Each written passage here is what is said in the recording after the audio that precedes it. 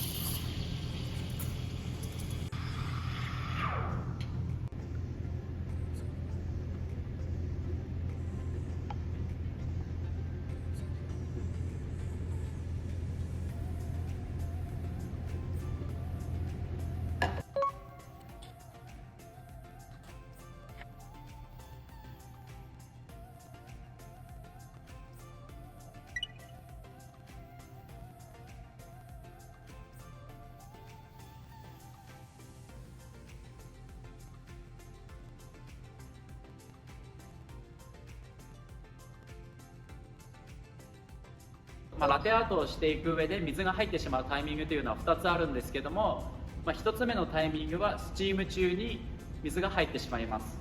どういうことかというと、皆さんいざスチームしようという時に必ずこうやってスチームワンドの水をパージして、スチームワンドの中に溜まってしまった水を一度取り除くと思います。そうしないともちろんミルクの中に水が入ってしまうというのは皆さんご存知だと思うんですけども、実はポイントがあって、しっかりと中の水分を取ってあげます。どういうことかというと、スチーム前にってぐらいで皆さん多分パーってやってスチームすると思うんですけども、もっとしっかり水を取り除いてからスチームしないといけないんです。特にこのスレイヤーとかシネストのようなスチームワンドの長いスチームノズルだと、スチームというのは蒸気なので冷えると水に変わってしまいます。なのでこの距離が長いとどんどん水になってしまいます。で、このスチームワンドが長いやつはたくさん水が溜まりやすいので、よりちゃんとパージしてあげないとスチーム中に水が入ってしまいます。で、それによってラテアートがつぶつぶになりやすくなります。これが1つ目。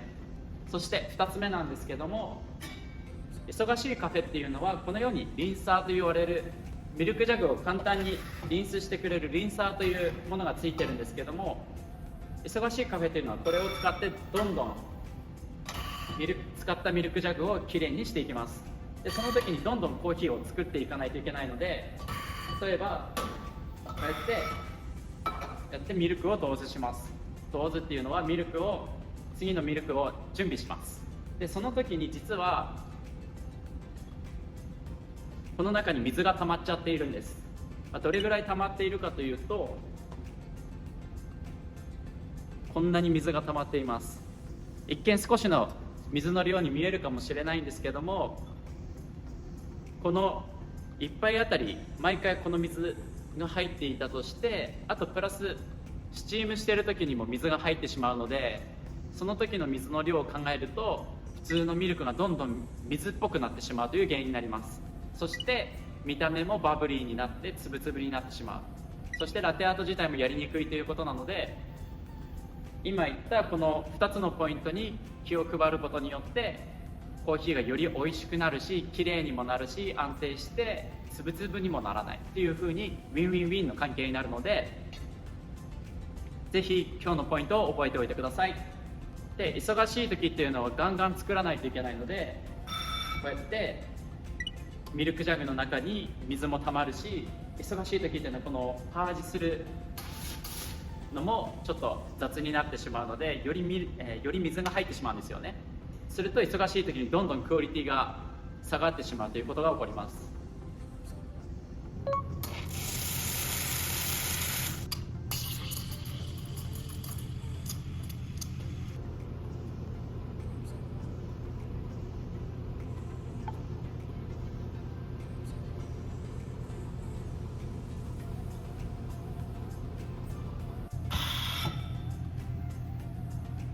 はい、ということで今ご覧いただいたように、ちゃんと水を抜くことによってよりクオリティの高いコーヒーが作ることができます。なのでポイントをおさらいすると、スチームをする前にちゃんと大きく空ぶかしをしてあげる。そしてミルクピッチャーを使った後は必ず水を取り除いてあげる。これをすることによって美味しいコーヒーが作れるようになります。毎回ミルクをリンスして中の水を取るというのは大事なんですけども、毎回手動でこうやるのはタイムロスになってしまうので、このミルクをリンスするタイミングをどこに持っていくのかでずっと逆さにしていれば自動的に水ははけるので、そのスチームしているポジションにいながら、そのどのタイミングでミルクピッチャーをリンスするっていうのを頭の中で計算しておくと、どんどんスピードも速くなってよりクオリティの高いコーヒーを作れるようになります。